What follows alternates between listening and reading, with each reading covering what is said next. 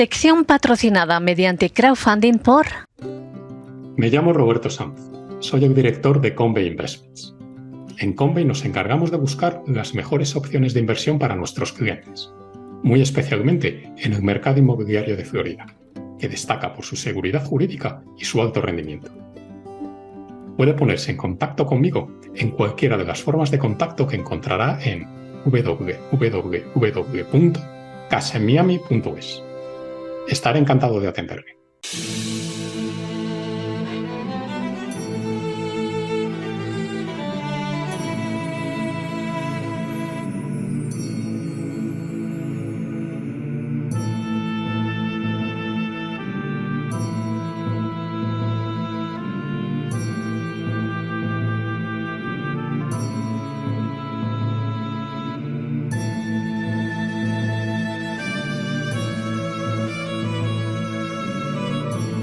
La Voz con César Vidal,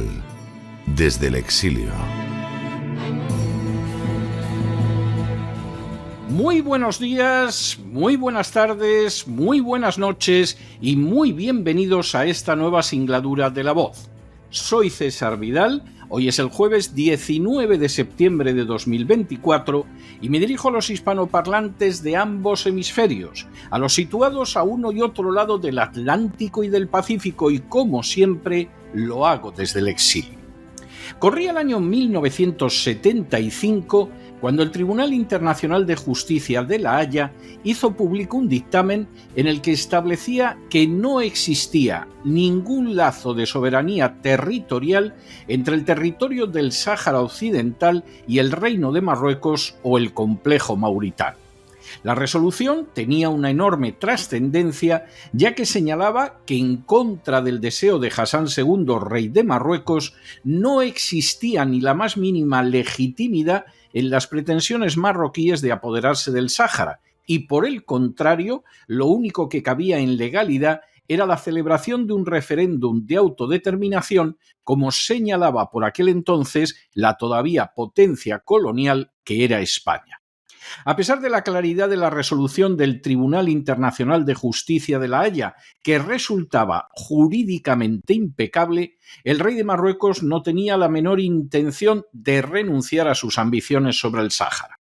Apenas unas horas después de conocerse la decisión del Tribunal Internacional de Justicia de La Haya, Hassan II anunció que 350.000 civiles marroquíes protegidos por el ejército iban a dirigirse contra la frontera norte del Sáhara. Al cabo de unos días, el mismo rey la encabezaría. Daba inicio así la denominada Marcha Verde, que concluiría con una salida vergonzosa de España del territorio saharaui, con una invasión marroquí del mismo a sangre y fuego y con una ocupación injusta y criminal que se ha prolongado desde 1975 y que incluso hace años recibió el respaldo directo de la Casa Blanca. De ese terrible episodio hay que desprender tres conclusiones. En primer lugar, el desprecio absoluto de Marruecos hacia la legalidad internacional, unido a acciones de una violencia genocida y a una invasión que dura desde 1975. En segundo lugar, la impunidad de la conducta criminal de Marruecos a pesar de las repetidas atrocidades perpetradas. Y en tercer lugar, que semejante violación del derecho internacional que recae sobre todo un pueblo, en este caso el saharaui, ha sido posible por el respaldo directo de los Estados Unidos y el silencio y la pasividad culpables de la comunidad internacional. De poco, muy poco ciertamente, sirve el derecho internacional cuando se puede violar de manera impune, cuando se pisotea de manera brutal y continuada, y cuando esas terribles violaciones cuentan con el respaldo de una gran potencia que es la primera en quebrantar así la legalidad internacional. En las últimas horas hemos tenido nuevas noticias sobre el quebrantamiento del derecho internacional por parte del Estado de Israel. Sin ánimo de ser exhaustivos, los hechos son los siguientes. Primero,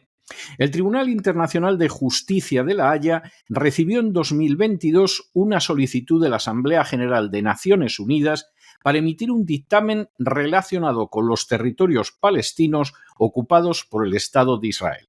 Segundo, La solicitud estaba cargada de lógica en la medida en que el Tribunal Internacional de Justicia de La Haya es el máximo órgano de Naciones Unidas dedicado a solventar las disputas relacionadas con Estados. Tercero, el Tribunal Internacional de Justicia de La Haya emitió un dictamen el pasado mes de julio afirmando que la presencia continuada de Israel en los territorios palestinos ocupados es ilegal y tendría que llegar a su fin tan rápidamente como sea posible. Cuarto, la resolución fue dictada por un conjunto de 15 jueces y se refería de manera muy clara a la ocupación del territorio palestino por el Estado de Israel. Quinto, la resolución del Tribunal Internacional de Justicia de La Haya señaló una amplia lista de violaciones del derecho internacional perpetradas por Israel, entre las que se encuentran la construcción y expansión de los asentamientos israelíes en Cisjordania y Jerusalén Oriental, la utilización de los recursos naturales de esta zona, la anexión e imposición de controles permanentes sobre esas tierras y las políticas discriminatorias dirigidas contra los palestinos.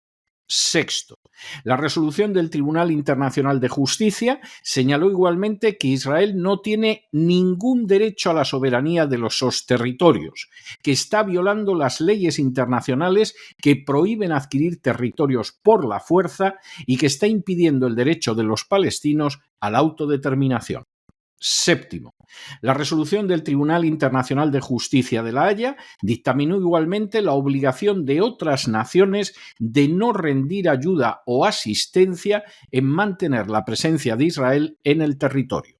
Octavo, igualmente, la resolución del Tribunal Internacional de Justicia señala que Israel tiene que concluir inmediatamente la construcción de asentamientos y que los actuales tienen que ser desmantelados. Noveno, igualmente, la resolución del Tribunal Internacional de Justicia afirma de manera taxativa que el abuso de su estatus como potencia ocupante por parte de Israel convierte su presencia en territorio ocupado palestino en ilegal. Décimo, de manera similar, el Tribunal Internacional de Justicia afirma literalmente que los asentamientos israelíes en Cisjordania y Jerusalén Oriental y el régimen asociado con ellos han sido establecidos y son mantenidos en violación del derecho internacional. Undécimo,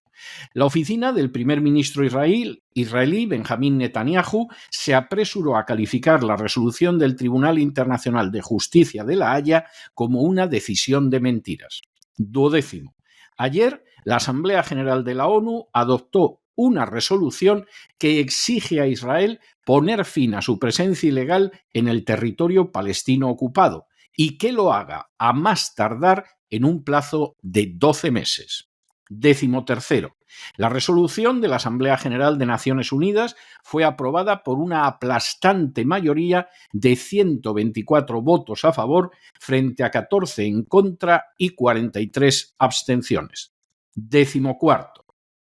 de manera bien reveladora, los países que se opusieron a la resolución fueron el propio Israel, Estados Unidos y naciones como Fiji, Palau, Papúa Nueva Guinea y Tonga. A estas hay que añadir Paraguay, Hungría y, de manera novedosa, la Argentina. Décimo quinto. Entre los países que se abstuvieron se encontraron el Canadá, naciones europeas como Alemania, Gran Bretaña e Italia y algunos países hispanoamericanos como Costa Rica, Ecuador, Guatemala, República Dominicana, Panamá y Uruguay. Décimo sexto. La Asamblea General de Naciones Unidas, en su resolución, exige que Israel cumpla sin demora todas sus obligaciones legales en virtud del derecho internacional, incluidas las estipuladas por el Tribunal Internacional de Justicia. Décimo séptimo. Esas obligaciones incluyen, en primer lugar, retirar todas sus fuerzas militares del territorio palestino ocupado, incluido su espacio aéreo y marítimo.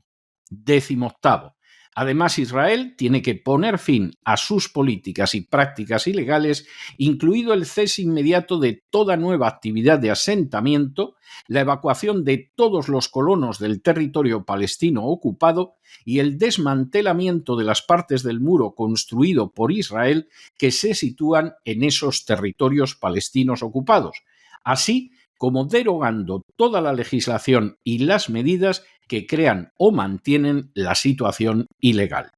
19. La resolución de la Asamblea General de Naciones Unidas exhorta a las organizaciones internacionales, incluidas las Naciones Unidas y las organizaciones regionales, a que no reconozcan como legal la situación derivada de la presencia ilegal de Israel en el territorio palestino ocupado y a que distingan en sus relaciones pertinentes entre Israel y el territorio palestino ocupado.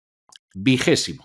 La resolución de la Asamblea General de Naciones Unidas también exhorta a las naciones a que no reconozcan, ni cooperen, ni ayuden en modo alguno las medidas emprendidas por Israel para explotar los recursos naturales del territorio palestino ocupado o para efectuar cualquier cambio en la composición demográfica o el carácter geográfico o la estructura institucional del territorio. Y 21, finalmente, la resolución de la Asamblea General de Naciones Unidas manifiesta que la comunidad internacional deplora enérgicamente el continuo y total desprecio e incumplimiento por parte del gobierno de Israel de las obligaciones que le incumben en virtud de la Carta de las Naciones Unidas, el derecho internacional y las resoluciones pertinentes de Naciones Unidas. Y subraya que tales incumplimientos amenazan gravemente la paz y la seguridad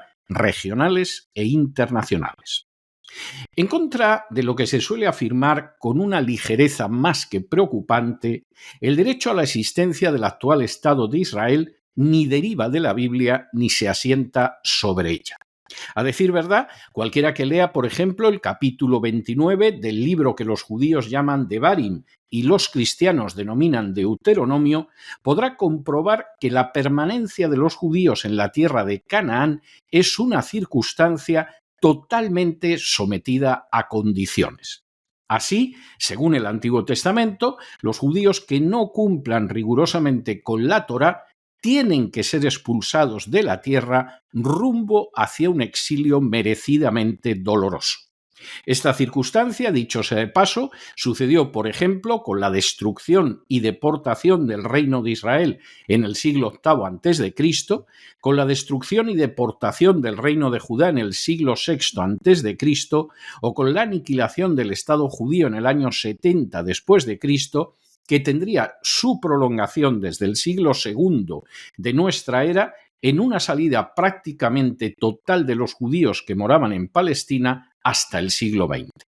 A juzgar por lo establecido en el libro de Deuteronomio, eso es lo que ahora mismo cabría esperar, también teniendo en cuenta que Israel viola las leyes de guerra contenidas en la Torá, la conversión de Tel Aviv en la capital homosexual del Mediterráneo con el respaldo entusiasta del gobierno del Estado de Israel, o, entre otras circunstancias añadidas, la opresión de extranjeros o nacionales en ese territorio que controla el Estado de Israel.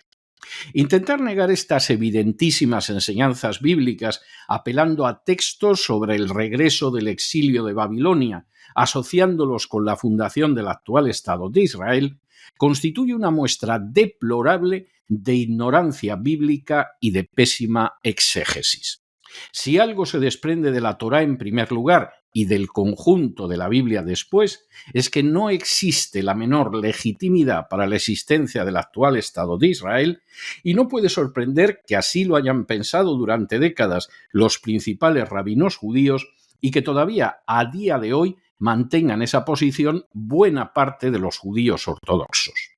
Aún más terminante, si cabe, sería la posición del Nuevo Testamento, donde el apóstol Pedro enseña en el libro de los Hechos, capítulo 3 y versículos 22 y 23, citando del capítulo 18 de Deuteronomio, que aquellos judíos que no creen en Jesús como Mesías, para Dios han sido desarraigados de Israel, o Es ejemplo en el capítulo 11 de la carta a los Romanos, donde el apóstol Pablo indica que los judíos que rechazan a Jesús como Mesías han sido desgajados de Israel, o donde ese mismo apóstol, en su carta a los Gálatas, capítulo 3 y versículos del 19 al 29, señala que sólo aquellos que tienen fe en Jesús, sean judíos o gentiles, pueden ser considerados y llamados hijos de Abraham y herederos de las promesas formuladas por Dios a los patriarcas. La legitimidad real para la existencia del Estado de Israel arranca de una resolución de la Organización de Naciones Unidas que dividía el mandato británico de Palestina en un Estado judío y otro árabe. Antes de que tuviera lugar esa partición formal, que es la que otorga legitimidad legal internacional al Estado de Israel, las tropas israelíes, siguiendo las directrices del Plan Dalet, que no fue publicado hasta los años 80, llevaron a cabo acciones militares contra pueblos árabes indefensos en las que se perpetraron matanzas como las de Deir Yassin, se procedió al saqueo y a la expulsión de sus moradores y abundaron además las violaciones de mujeres árabes y el asesinato de civiles. En 1949, con el armisticio, Israel había ocupado más territorio del que le correspondía según el mandato de la ONU, y dirigentes sionistas como Moshe Dayan advertían de que solo cabía esperar la agresividad de una población árabe a la que se habían robado las tierras y se había causado la muerte de sus seres queridos. Se trataba, desde luego, de no menos de 700.000 personas expulsadas del territorio de sus antepasados y que llevaban siglos en ellos, a diferencia de los judíos que acababan de llegar de Polonia o de Rusia. Con todo, es posible que la situación hubiera quedado zanjada de manera pacífica de no ser por los deseos expansionistas del sionismo. En 1956, Israel se sumó al ataque colonial de Francia y Gran Bretaña contra Egipto, apoderándose de la península del Sinaí. Solo la presión de unos Estados Unidos, que no podían respaldar una descarada acción colonial, obligó a Israel a abandonar en esos momentos el Sinaí. Sin embargo, en 1967, Israel volvió a agredir a sus vecinos árabes, apoderándose de nuevo del Sinaí, así como de los altos del Golán sirios y de Cisjordania y Jerusalén Oriental. Desde entonces, la Organización de Naciones Unidas ha ido sumando resolución tras resolución para que Israel se retire de unos territorios sometidos a ocupación militar en contra del derecho internacional y donde los palestinos han sufrido una opresión indecible durante décadas. Para muchos se abrió una luz de esperanza cuando Israel firmó con los palestinos los acuerdos de Oslo, que parecían un camino hacia la existencia de los dos estados de acuerdo con la resolución que en su día dio lugar al nacimiento del Estado de Israel. Quien ahora mismo se dirige a ustedes lo creyó así durante años, abrigando la firme esperanza de una paz justa que se tradujera en la existencia de dos estados como había decidido la ONU en los años 40 del siglo pasado. Sin embargo, Israel no ha dejado de actuar con evidente mala fe a lo largo de estas décadas, multiplicando los asentamientos ilegales en los territorios ocupados, expulsando a sus legítimos propietarios y perpetuando una injusta ocupación militar que viola de manera descarada y continua el derecho internacional. Semejantes acciones contrarias a derecho se han mantenido solo sobre la base de un control de los lobbies sionistas sobre la política de Estados Unidos, que no solo han mantenido una ocupación ilegal e injusta sobre Palestina, un Estado, por cierto, ya reconocido por la mayoría de las naciones del mundo, sino que además ha arrojado a la gran potencia americana a guerras en la zona que nada tienen que ver con sus intereses nacionales, pero que han causado una sucesión de baños de sangre verdaderamente indescriptible. Nadie niega el derecho de Israel a defenderse, pero Israel, como cualquier otra nación del mundo, no tiene el menor derecho a violar la legalidad internacional ocupando un territorio que no le pertenece, oprimiendo, robando y dando muerte a civiles inocentes y practicando una forma de guerra indigna, desproporcionada y brutal, contraria al derecho internacional. Tampoco nadie niega el derecho de Israel a existir de acuerdo con la decisión de la Organización de Naciones Unidas de dividir el mandato de Palestina en un Estado árabe y otro judío. Pero su derecho a existir no equivale a permitir que se apodere de territorios no asignados en esa resolución, ni tampoco al establecimiento de una ocupación y un orden coloniales que se asemejan más a la antigua Rodesia o a Suráfrica que a la conducta digna de una democracia que respeta el derecho internacional.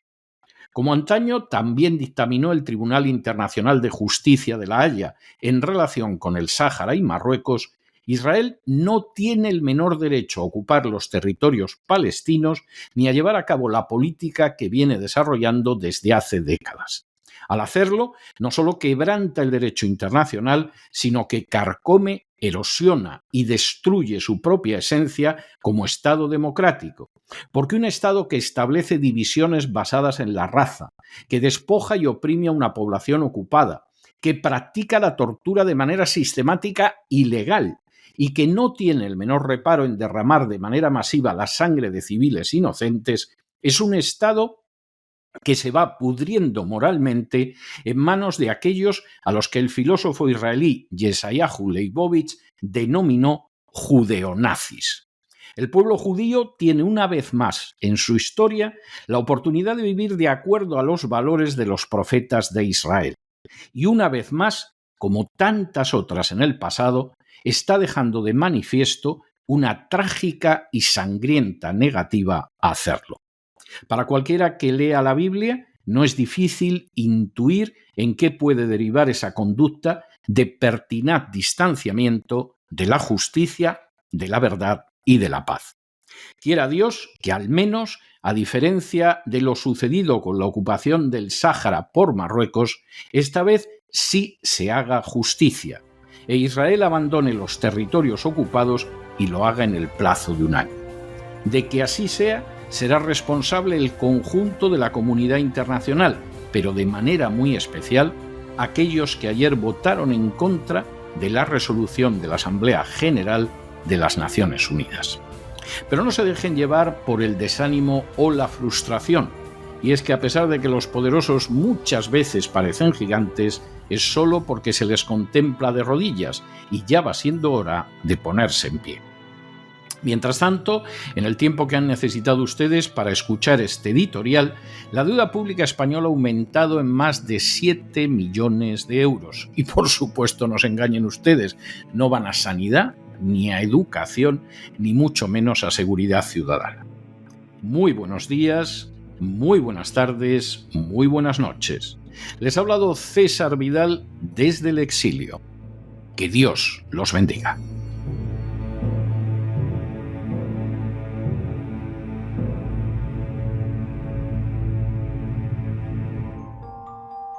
Esta sección está patrocinada por crowdfunding con el siguiente mensaje. Nuestro Señor Jesucristo, el único Dios verdadero, es misericordioso y nuestro Salvador.